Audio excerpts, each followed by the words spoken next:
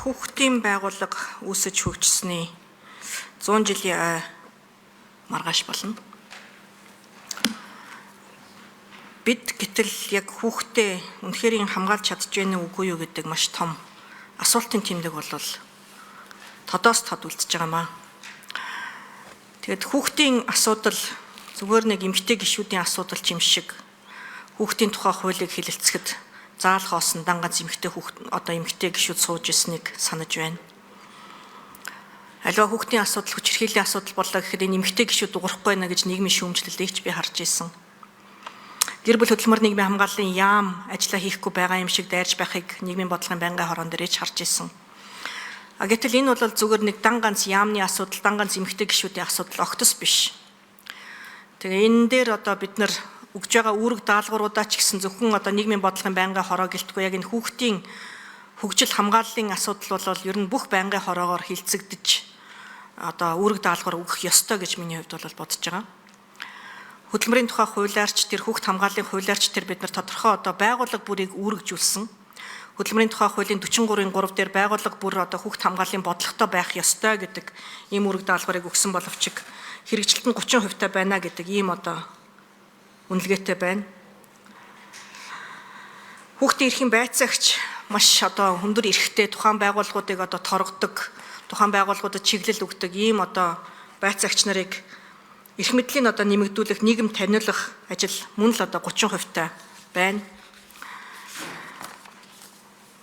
Хөдөлмөр нийгмийн хамгааллын сайдаар ажиллаж байхдаа би бас ах сайд, энх хамгааллын сайд, боловсролын сайд байсан тухайд яг гурвалсан эрүүл мэндийн сайдтай хамт бас нэг тушаал тогтоол хамтдаа гаргаад энэ хөгжлийн бэрхшээлтэй хүүхдэд хөгжлийн цогц дэмжлэг үзүүлэх аргачлал маягт шинжлэх гэсэн ийм үүрэг даалгаврыг авч ирсэн. Энэ бас биелэлт нь 0% байна гэсэн ийм үнэлгээний дүнг хараад үнэхээр харамсаж байна. Яагаад хүүхдийг нэгдүгээр тавихгүй байгаа юм бэ? Яагаад хүүхдээ хамгаалж чадахгүй байгаа юм бэ? Энэ зүгээр нэг байнгын хорооч юм уу нэг яамны асуудал огтос биш болоод байгаад ямар дүгнэлт хийж байна вэ? Бид яах боломжтой вэ? Хүний хөгжлийн асуудал хэнд хамаарах вэ? Гэдэг ийм асуултуудыг тавиад дараад нь тодруулъя.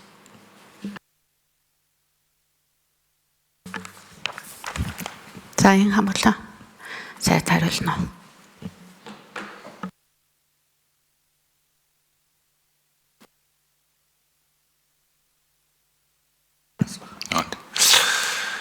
За Ариун зай гишүүн бас энэ хүүхд хамгааллын асуудлууд хөндөж энэ дээр бас бид нар яг үнэн дүгнэлтүүдийг өгж өнөөдрийн байгаа нөхцөл байдал дээр их үнэн зөв дүгнэлтүүд хийж бид нар их зөв бодлого гаргаж зөв бодлого хэрэгжүүлэх ёстой гэдэгт бас санал нэг байна. Хүүхдийн асуудал бол бүх нийтийн үйлсээ. Энэ бол бүх нийтийн үйлс. Монгол хүн бүр энэ хүүхдийн асуудалд анхаарал хандуулах ёстой. Монголын гэр бүлийн гишүүд бүхэн хүүхдийн анхаарал хандуулах ёстой. Монголын төрийн албаа агчид ер нь бүхэл хүмүүс 3.2 сая иргэдтэй 1.2 сая хүүхэдтэй. Тийм учраас 1.2 сая хүүхдээс бусад 2.3 сая иргэд маань энэ хүүхдийн дээр анхаарал хандуулах ёстой. За гэлээхдээ ямар ч байсан бид нар өнгөрсөн хугацаанд энэ 100 жилийн хугацаанд энэ Монгол энэ хүүхдийн байгууллагын үүрэг гүйцэтгэсэн үүрэг бол би маш их гэж бодож байгаа. Зах зээлийн шилжилтийн үед ч гэсэн бас энэ хүүхдийн байгууллагуудаа бид нар татан буулгачаагүй бас ингээд аваад явж байсан. Цаг үе бүрд энэ хүүхдийн байгууллагууд үүрэг гүйцэтгсэн. За маргааш 100 жилийн ойн тохиогч байна. 25 оны 5 сарын 8-нд их зохиолч Нацагд орж 19 наснда хойтыг залгамжлагч багчуудын холбоо гэдэг энэ сайхан байгууллагыг байгуулж өнөөдөр 100 жил болсон байна. За тэгээд бас энэ жил бас нэгдсэн үндэсний байгууллагын хүүхдийн эрхийн конвенцэд дэлгэсний 35 жилийн тохиож байгаа юм байлээ. Тэгэхээр бид нар 35 жилийн хугацаанд хүүхдийн эрхийг хамгаалах асуудал дээр Монгол улс энэ нүүбийн өмнө хүлээсэн, олон улсын байгууллагын өмнө хүлээсэн аль үүргүүдэд биелүүлсэн бэ гэдэг дээр ч гэсэн бид нар үнэлт өгөх ёстой. Саяхан бид нараас тайлангаа тавьсан.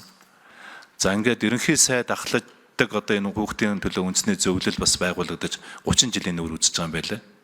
Тийм учраас хүүхдийн байгууллагын 100 жил, нэгдсэн үндэсний байгууллагын хүүхдийн конвенцэд хэлсэн 35 жил. За ерөнхий сайдаар ахлуулж байгаа хүүхдийн төлөө үндэсний зөвлөлийн 30 жилийн хугацаанд хийсэн ажлуудаа бид нар үнэлт хийж одоо энэ өнөөдрийн үүссэн нөхцөл байдал дээр их зөв одоо онцлогоо хийж гаргалгаа гаргах хэрэгтэй. За энэ дээр бол одоо олон сайн талууд бас байна. Өнгөрсөн 9 сарын 1-ээс одоо бид нар хүүхд хамгааллын тухай хуулийг одоо хэрэгжүүлж эхэлсэн. За ямар ч байсан 330 сум 170 орон дээр бид нар гэр бүл одоо хүүхдийн асуудал хариуцсан нийгмийн ажилтнтай боллоо. Энэ бол хамгийн том дэвшил. За анх удаа 25 оны одоо улсын төсөв дээр 26 оны улсын төсөв дээр бид нар хүүхд хамгаалал хүүхд хөгжлийн зардал дээр 20 тэрбум төгрөгийн одоо их усүр төсвийн их усүртэй боллоо. Энэ бол хамгийн том дэвшил. За ямар ч байсан хүний нөөцийн асуудлаа шийдлээ. За санхүүжилтийн асуудлуудаа шийдлээ. Одоо цаашдаа энэ хүүхэд хамгаалал, хүүхэд хөгжил оролцооны асуудлуудыг яг яаж зөв үндэсний тогтолцоо болгох вэ гэдэг асуудал хамгийн чухал байна. Үндэсний тогтолцоо болгох вэ гэдэг асуудал. Тэгээ өчигдөр ерөнхий сайдаар ахтуулсан хүүхдийн төлөө үндэсний зөвлөл анх удаа одоо шинэ засгийн газар байгуулагдаад анхныхаа одоо шинэ бүрэлдэхүүнтэйгээр энэ хурлыг хийсэн. Ерөнхий сайдын зүгээс одоо албан даалгавар гаргасан. Өнөөдрийн засгийн газрын хуралдаан дээр одоо салбарын сайдын хувьд өчигдрийн одоо анхны хүүхдийн төлөө үндэсний зөвлөлөөс өгсөн үүрэг даалгаврын одоо холбоотой энэ мэдээллүүдийг хийж засгийн газар дээр танилцуулгууд хийгдсэн. Эрүүл мэндийн сайд, боловсролын сайд, хууль зүйн сайд, одоо соёлын сайд, за мэдээж гэр бүл хөдөлмөрийн нийгмийн хамгааллын сайдуудад бас энэ тодорхой үүрэг чиглэлүүдийг өгсөн байж байгаа. Тэгэхээр энэ хуулийн хэрэгжилтийг хангаж ажиллах хамгийн гол нь хэрэгжилт биднэрт хамгийн их чухал. Тийм учраас өнөөдөр энэ 100 мянган хүүхдийн одоо эрсдэлтэй орчинд амьдарч байгаа энэ хүүхдийн асуудлуудыг шийдвэрлэх. Тэгээ энэ дээр одоо ингээд энэ хүүхдийн хамгааллын үйлчлэгээний чанар хүртээмжүүдийг нэмэх. Одоо энэ тогтолцоог бид нар зайлшгүй их шаардлага байна. За удахгүй бид нар одоо энэ гэр бүлийн тухай хууль, гэр бүлийг дэмжих хуулийг одоо улсын хурал дээр өргөн барихаар ингээд ажиллаж байна.